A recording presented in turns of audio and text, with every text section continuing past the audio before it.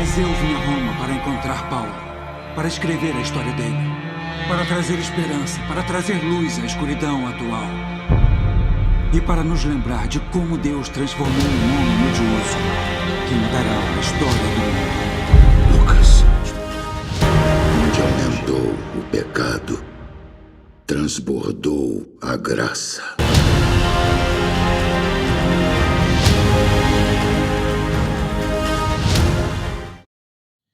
Olá, meu irmão, olá, minha irmã. Estamos juntos mais uma vez para o nosso estudo da Palavra de Deus. E hoje nós vamos para o capítulo 6 da carta de São Paulo aos Efésios. Esse estudo, ele tem aí a inspiração, a motivação da Conferência Nacional dos Bispos do Brasil, foi abraçado pela Renovação Carismática Católica e iniciamos praticamente no mês da Bíblia, dando continuidade até agora. Eu espero que você esteja tirando um excelente proveito desses momentos de oração e de reflexão, principalmente aqui no nosso estudo. Essa leitura de hoje, na perícope primeira, nós vamos ver 4 versículos, os versículos de 1 a 4, e tratam aí sobre filhos e pais. Nessa carta, você já percebeu que uma boa parte dela, São Paulo trata de questões bastante importantes, mas relativas à família, à comunidade, ao trabalho. E é onde nós estamos ainda. Veja no versículo 1, ele exorta: filhos, obedecei a vossos pais no Senhor. Obediência é um termo muito mais forte do que simplesmente submissão, que foi apresentada como uma obrigação para a esposa. A obediência não é qualquer obediência, mas é uma obediência no Senhor. É preciso estar no Senhor para ser obediente. Muita gente que tenta, às vezes, não consegue porque não se utiliza da graça divina para viver a verdadeira obediência. A esfera na qual ela deve se movimentar, então, para a obediência cristã, é completada nessa comunhão com nosso Senhor Jesus Cristo. No versículo 2, São Paulo cita naturalmente o 4º mandamento: honra o teu pai e a tua mãe, e mostra que a lei tem a mesma injunção. Nós sabemos que o 4º mandamento, ele não foi apagado por Jesus e nem pelos apóstolos. Ao contrário, ele deve ser levado à perfeição e ao cumprimento, pleno cumprimento.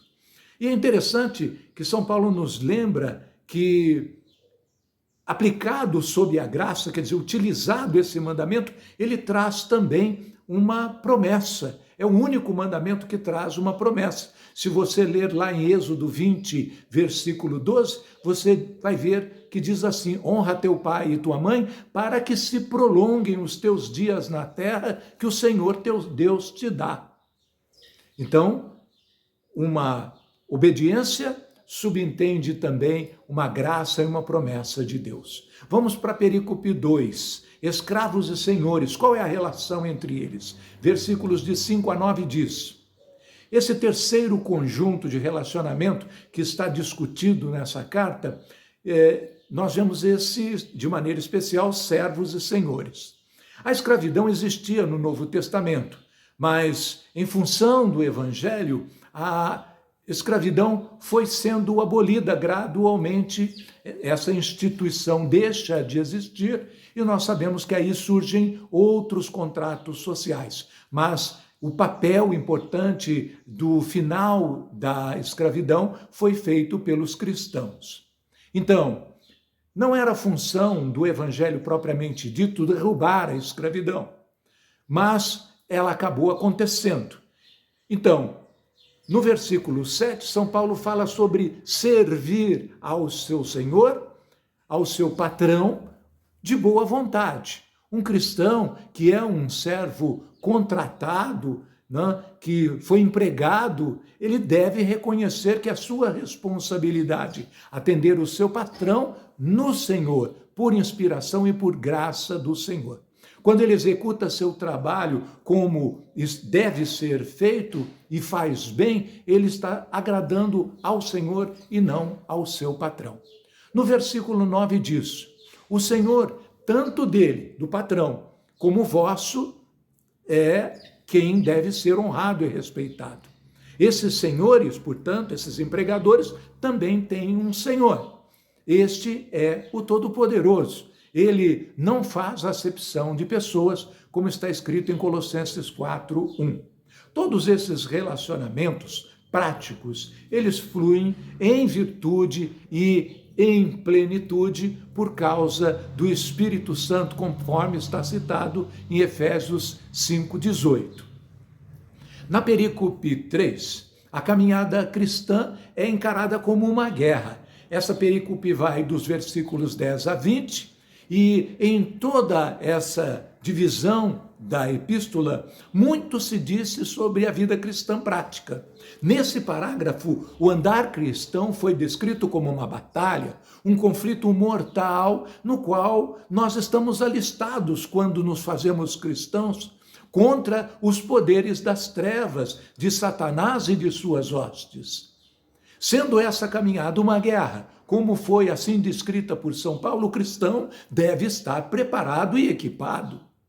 Essa passagem que trata da armadura de Deus mostra que a provisão maravilhosa de Jesus foi efetivamente feita para todos os seus guerreiros, assim como acontece com um exército que tem também o seu aparato. Nós recebemos do Senhor esse aparato de combate. Todas essas coisas fala-se num sentido próprio de Jesus Cristo e sobre o nosso papel como guerreiros na defensiva. Mas também existem as armas ofensivas. Portanto, no versículo 11 diz: revesti-vos de toda a armadura de Deus. Ainda que Deus tenha providenciado, o indivíduo cristão tem a responsabilidade de vesti-la.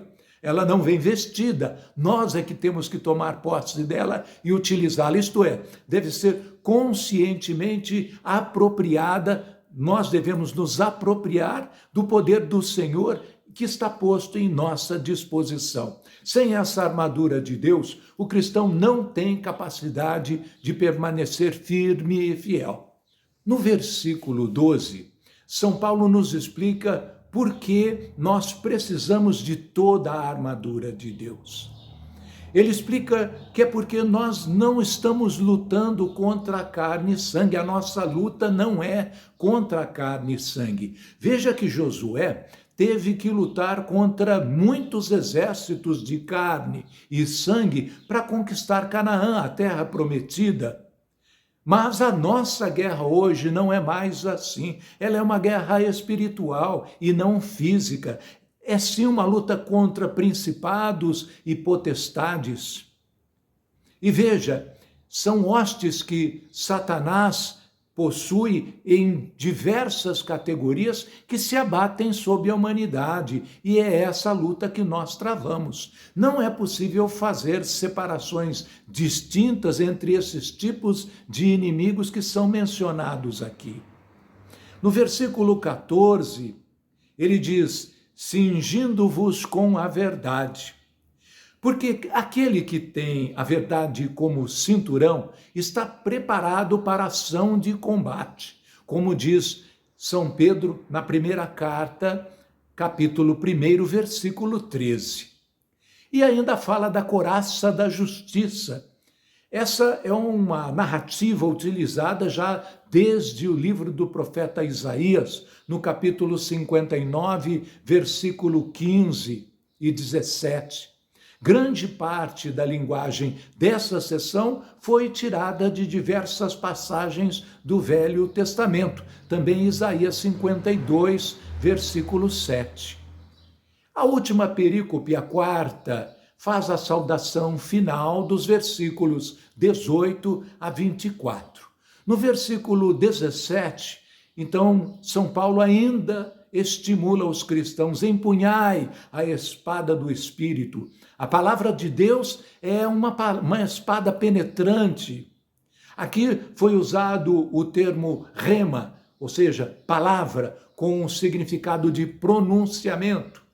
Em passagem semelhante, no livro, aliás, na carta de São Paulo aos Hebreus, capítulo 4, versículo 12, o mesmo pronunciamento é utilizado como logos, palavra, e o significado de conceito ou de ideia. As escrituras são ambos. Em alguns momentos elas são rema e em outros momentos logos.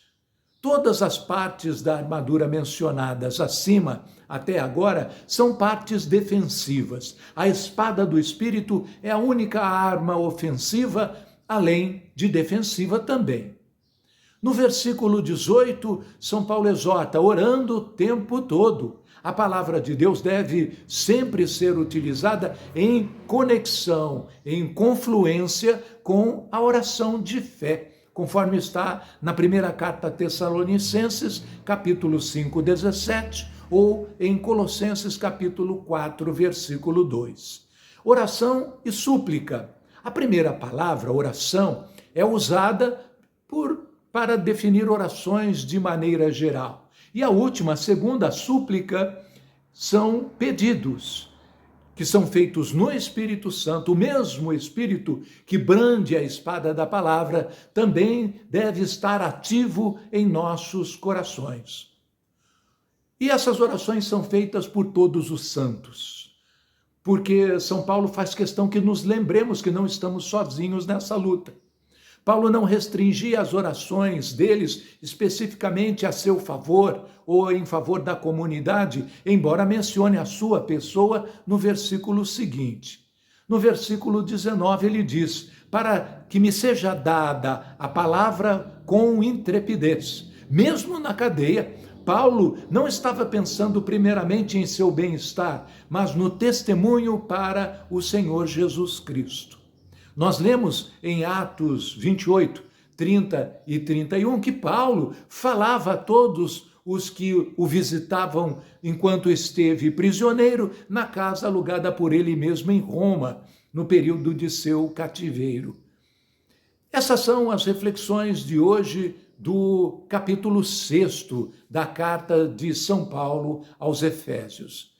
Continue estudando a palavra de Deus, não abandone nunca, que ela seja o seu alimento, assim como você precisa de cada refeição no dia a dia.